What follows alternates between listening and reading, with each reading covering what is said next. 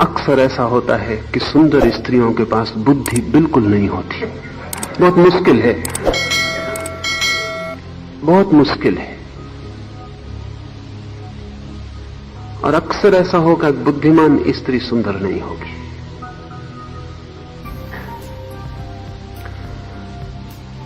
सुंदर स्त्री को बुद्धि की जरूरत भी नहीं होती, सौंदर्य काफी है, उससे यात्रा हो जाती है सुगमता से।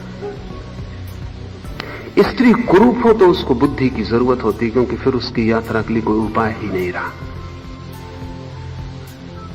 इसलिए एडलर कहता है कि कुरूप स्त्रियां जरूर अपनी प्रतिभा को विकसित कर लेती किसी न किसी दिशा में, संगीत में, काव्य में, लेखन में, पेंटिंग में, क्योंकि कहीं न कहीं उन्हें भी चमक के दिखने की आकांक्षा होती है। चमड़ी से नहीं चमक सकती तो किसी पेंटिंग में, किसी काव्य में, किसी संगीत में, सितार पर।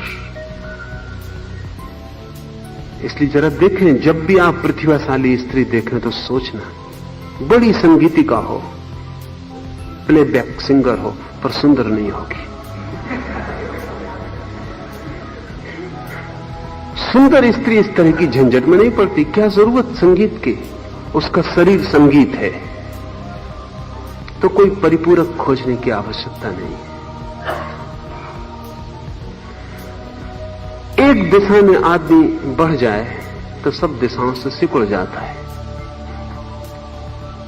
एडलर का तो पूरा का पूरा जीवन सिद्धांत यही है कि हीनता के कारण ही, किसी हीनता के कारण ही लोगों में महत्वाकांक्षा पैदा होती। कुछ कमी होती है गहरी, उस कमी को झुठलाने के लिए लोग किसी दिशा में बहुत तीव्रता से बढ़ जाते और ऊर्जा बदल जाती है, स्थान बदल लेती है। अंधा आदमी, उसकी सारी आंख की ऊर्जा कान में चली जाती, इसलिए उसके सुनने की कला गहन हो जाती। कोई आंख वाला आदमी उस तरह नहीं सुन सकता जैसा अंधा सुनता है। अंधे का सुनना बड़ा सूक्ष्म हो जाता है, पद चाप भी पहचानता है कि कौन आ रहा है। आपको पद चाप सुनाई भी नहीं पड़ते, लेकिन अंधा दूर बरंडे में चलते हुए आदमी को जानता है कि कौन चल रहा है। सारी आंख कान बन गई, इसलिए अंधे संगीत में गहरे उतर जाते हैं जो आंख वाले नहीं उतर पाते, क्योंकि उनके ध्वनि के संबंध में उनकी पकड़ स्वभावता आंख वाले से ज्यादा होगी। हेलन केलर अंधी है, बहरी है, गूंगी है, तो उसका सारी जीवन ऊर्जा उसके हाथों में उतर आई। वो जिस भांति से छूती दुनिया में कोई आदमी नहीं छू सकता, क्योंकि हाथ से उसको आंख का भी काम लेना है, हाथ से उसे कान का भी काम लेना है, हाथ से उसे मुंह का भी काम लेना है, हाथ से उसे सारा काम लेना है। तो 10 वर्ष पहले आपके चेहरे को छू कर देखा हो और 10 वर्ष बाद आपको देखेगी तो पहचान लेगी और कहेगी कि आपका स्वास्थ्य कुछ पहले जैसा नहीं रहा, कुछ अस्वस्थ मालूम होते, कुछ देह जीर्ण हो गई या वृद्ध हो गए। 10 वर्ष पहले की स्मृति अंगुलियों में है और उसके स्पर्श से जैसी विद्युत बहती है वैसे किसी व्यक्ति के स्पर्श से नहीं बह सकती, क्योंकि सारा जीवन सिकुड़ के हाथों में आ गया, वही उसकी सब इंद्रियां हैं। तो जीवन ऊर्जा एक दिशा में बहनी शुरू हो जाती तो दूसरी तरफ से सिकुड़ आती, दूसरी तरफ मार्ग न मिले तो किसी एक दिशा में बहनी शुरू हो जाती। एक बात स्मरणीय है कि आप कभी भी ऐसी अवस्था में न पहुंच सकेंगे जहां तुलना से पीड़ा ना होगी ही, और जितने ज्यादा आप बढ़ जाएंगे किसी दिशा में उतनी ही ज्यादा पीड़ा होगी, क्योंकि उतनी ही दिशाओं में आप क्षीण हो जाएंगे। एक ही उपाय है जिसे सुख चाहिए हो कि तुलना छोड़ दे, तुलना का त्याग कर दे, दूसरे से अपने को तौले ही नहीं। तौलने की दृष्टि ही भ्रांत है, अपने को ही देखे, दूसरे से तौलना छोड़ दे तो संतोष का जन्म होता है, अपरिसीम संतोष का जन्म होता है।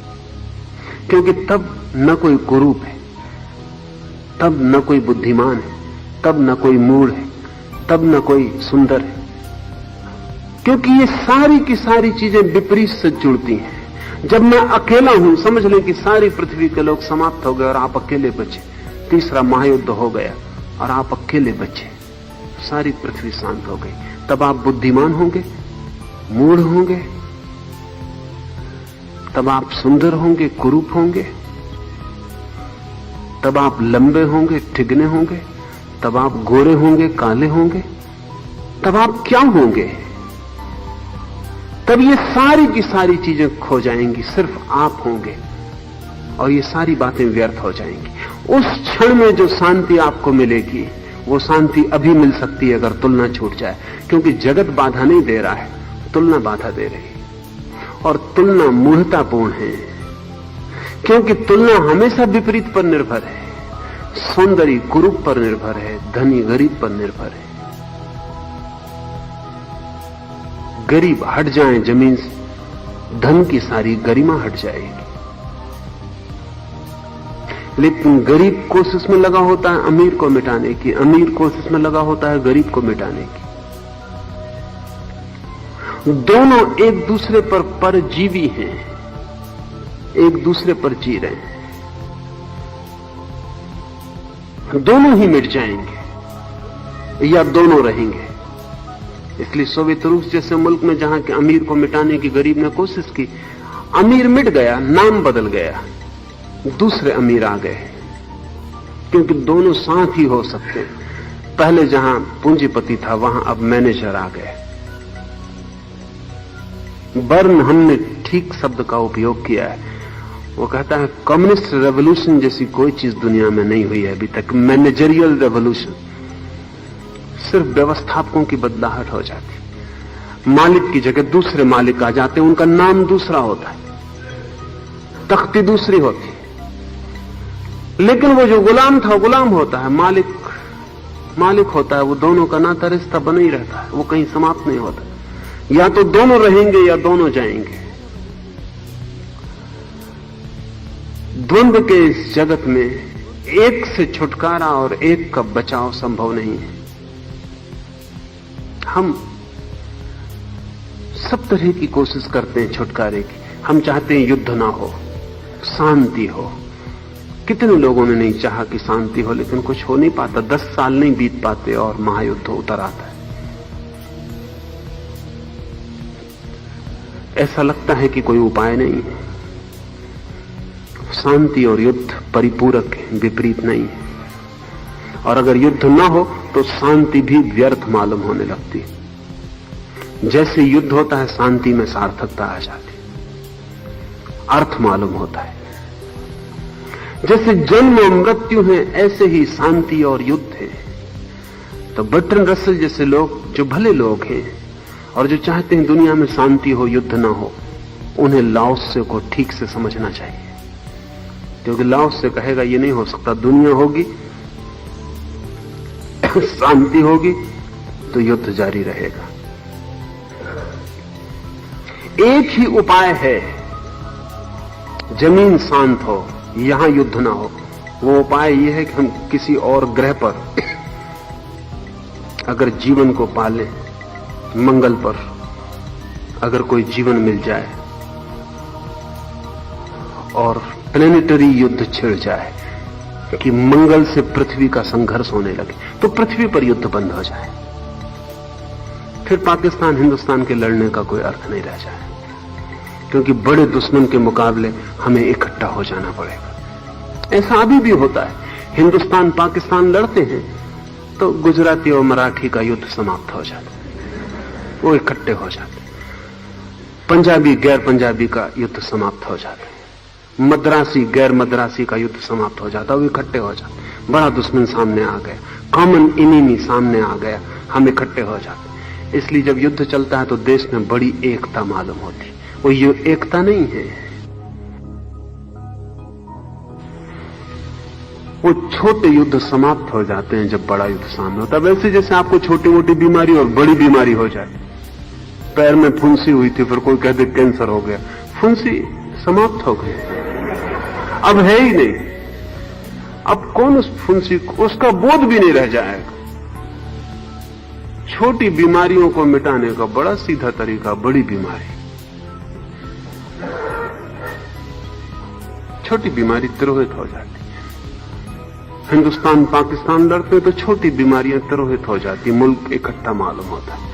अगर कोई ग्रह हमसे युद्ध में उतर जाए किसी दिन, तो जमीन की सब छोटे छोटे झगड़े समाप्त हो जाएंगे। तो रूस और अमेरिका एक हो सकते हैं, तो चीन और भारत एक हो सकते हैं। कॉमन एनिमी आ गया, लेकिन युद्ध नए स्तर पर शुरू हो गया। शांति है तो युद्ध होगा। इसलिए गीता का संदेश बहुत लोगों को समझ में नहीं आता कि आखिर कृष्ण इतना जोर क्यों दे रहे हैं कि तू लड़। बर्टन रसेल जैसे लोगों को तो लगेगा कि कृष्ण भी युद्धवाज है और युद्ध के लिए प्रोत्साहन दे। वो छोटे युद्ध समाप्त हो जाते हैं जब बड़ा युद्ध सामने होता है। वैसे जैसे आपको छोटी मोटी बीमारी और बड़ी बीमारी हो जाए, पैर में फुंसी हुई थी, फिर कोई कह दे कैंसर हो गया, फुंसी समाप्त हो गई, अब है ही नहीं। अब कौन उस फुंसी को, उसका बोध भी नहीं रह जाएगा। छोटी बीमारियों को मिटाने का बड़ा सीधा तरीका, बड़ी बीमारी। छोटी बीमारी तिरोहित हो जाती। हिंदुस्तान पाकिस्तान लड़ते तो छोटी बीमारियां तिरोहित हो जाती, मुल्क इकट्ठा मालूम होता है। अगर कोई ग्रह हमसे युद्ध में उतर जाए किसी दिन, तो जमीन की सब छोटे छोटे झगड़े समाप्त हो जाएंगे। तो रूस और अमेरिका एक हो सकते हैं, तो चीन और भारत एक हो सकते हैं। कॉमन एनिमी आ गया, लेकिन युद्ध नए स्तर पर शुरू हो गया। शांति है तो युद्ध होगा। इसलिए गीता का संदेश बहुत लोगों को समझ में नहीं आता कि आखिर कृष्ण इतना जोर क्यों दे रहे हैं कि तू लड़। बर्टन रसेल जैसे लोगों को तो लगेगा कि कृष्ण भी युद्धवाज है और युद्ध के लिए प्रोत्साहन देते हैं, लेकिन कृष्ण की समझ वही है जो लाओस से की है। जब शांति है तो युद्ध होगा। युद्ध से छुटकारा नहीं है, उसे स्वीकार करना पड़ेगा। और अगर पूरी तरह से स्वीकार कर लिया तो युद्ध की जो बोझ है युद्ध का, वो विनष्ट हो जाता है और युद्ध के मध्य से भी शांति का मार्ग खोजा जा सकता है। युद्ध के बीच से, युद्ध की आग के बीच भी कोई शांत रह सकता है और ध्यानस्थ रह सकता है। स्वीकार कर ले दोनों, तो गीता का पूरा संदेश इस बात का ही है कि शांति और युद्ध में तू चुनाव मत कर। जो भाग्य है, जो नियति है, जो हो रहा है, उसके साथ तू जुड़ जा और तू कोई फल की आकांक्षा मत कर। तू सिर्फ मान की निमित्त है और जो हो रहा है उसे हो जाने दे। तू कोई चुनाव मत कर। आज चुनाव का ये दृष्टिकोण तभी निर्मित हो सकता है जब हम विरोध को विरोध न समझें, परिपूरक समझें। उच्चस्थ जन आधार के लिए निम्नस्थ पर निर्भर है। यही कारण है कि राजा और भूमिपति अपने को अनाथ, अकेला और अयोग्य कहते हैं। ये थोड़ा समझने जैसा है। सम्राटों को सदा अकेलेपन का अनुभव होता है,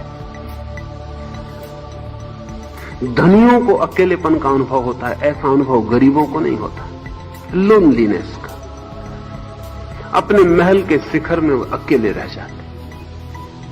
अब ये मनुष्य की बड़ी विडंबना है कि पहले आदमी पूरी कोशिश करता है कि मैं सबसे ऊंचा हो जाऊं, लेकिन सबसे ऊंचे होने में वो अकेला भी हो जाता है, क्योंकि सब नीचे छूट जाते हैं, कोई संगी साथी नहीं रह जाता।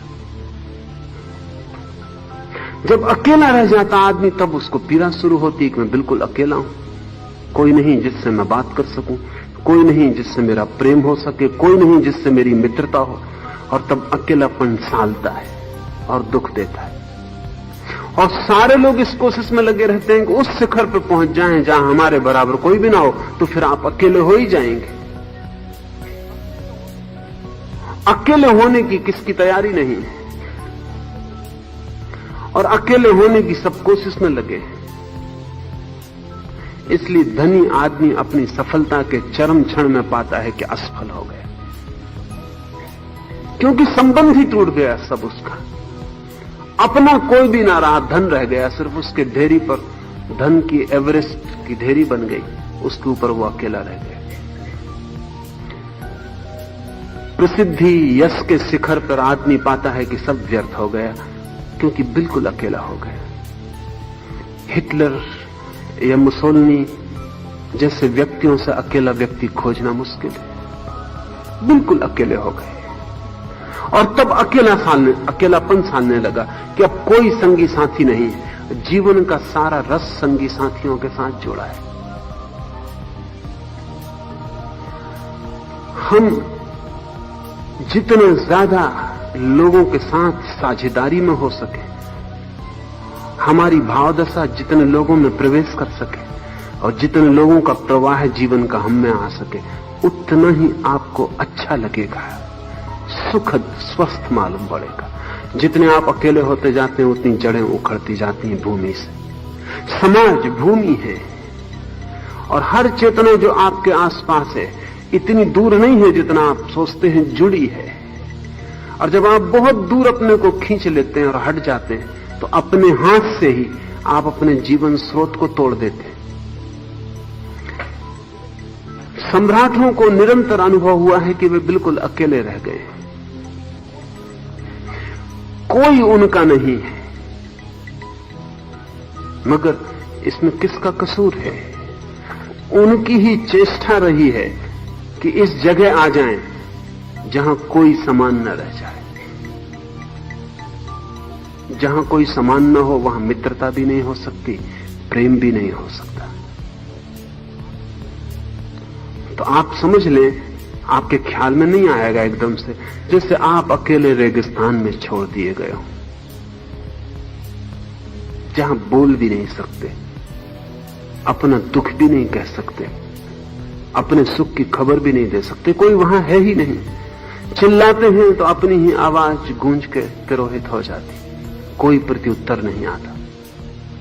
जैसा रेगिस्तान में छूटा अकेले आदमी की दुख दशा हो जाती है, दुर्दशा हो जाती है, ठीक वैसे ही रेगिस्तान यहां भी है। जब कोई धन के पूरे शिखर पर पहुंचता है तो अकेला हो गया, रेगिस्तान में हो गया। जब कोई राजनीति के शिखर पर पहुंच जाता है तो अकेला हो गया, रेगिस्तान में हो गया। यश के शिखर पर पहुंच गया, अकेला हो गया। कई तरह के रेगिस्तान हैं, तरह तरह के रेगिस्तान हैं और हम सब उनकी तलाश कर रहे हैं। लाओस से कहता है, यही कारण है कि राजा और भूमिपति अपने को अनाथ, अकेला और अयोग्य कहते हैं, क्योंकि जिन पर वे निर्भर हैं उनसे ही अपने को दूर रखते हैं। जिन पर जीवन निर्भर है उनसे ही अपने को काट लेते हैं। अगर सम्राट के द्वार पर भिखमंगा आए तो सम्राट मिलेगा भी नहीं, वो कहेगा मैं सम्राट तू भिखमंगा। लेकिन उसका सम्राट होना इस भिखमंगे पर निर्भर है। ये उसका मित्र है, ये उसका सगा संगी है, ये उसका परिवार का सदस्य है। ये दोनों एक ही कड़ी के दो पहलू हैं, एक ही कड़ी के दो छोर हैं। सम्राट को चाहिए कि उसका स्वागत करे, सम्राट को चाहिए कि उसे मेहमान बनाए, सम्राट को चाहिए कि उसका आदर करे, सम्राट को चाहिए कि कहे कि रुको कुछ देर मेरे पास, क्योंकि हम तुम संगी साथी हैं। मैं एक छोर पर, तुम दूसरे छोर पर, तुम्हारे बिना मैं नहीं हो सकता, मेरे बिना तुम भी नहीं हो सकते। अगर कोई सम्राट ऐसा कर पाए तो फिर अकेला अनुभव नहीं करेगा, फिर तो वो सबके भीतर व्याप्त हो जाएगा और उसे एक का अनुभव शुरू हो जाएगा। ये उसकी साधना हो जाएगी। अगर सम्राट भिखारी को गले लगा ले और कहे कि तुम मेरे मित्र हो, तो उसकी एक की खोज शुरू हो गई। थोड़े ही दिनों में सम्राट नहीं मालूम पड़ेगा, खुद को भिखारी मालूम नहीं पड़ेगा। दोनों के भीतर का जो एक सत्य है वो अनुभव में आने लगेगा, द्वंद्व विसर्जित हो जाए।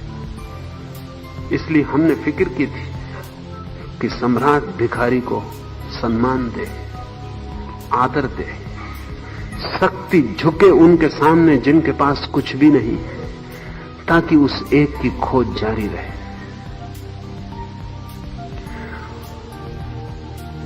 अगर आप सुंदर हैं तो असुंदर व्यक्ति की तरफ मुंह मत मोड़ने। वो आपका परिवार का सदस्य है, उसका दान है आपको, वो आपका ही दूसरा हिस्सा है, उसे छाती से लगा ले। संत फ्रांसिस के जीवन में एक उल्लेख है कि संत फ्रांसिस ने कहा कि मुझे